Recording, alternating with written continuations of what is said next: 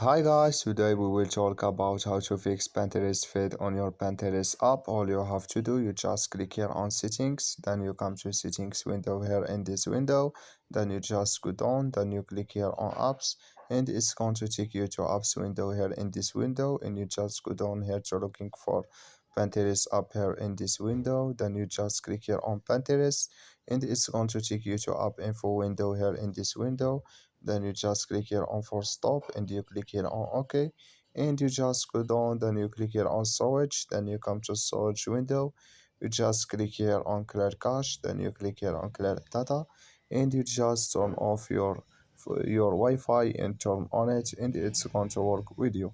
So that's all. I wish now you are get it. Thank you for your watching. Don't forget to support us by like and subscribe, and see you in next video about all Pinterest app settings. So see you in next video.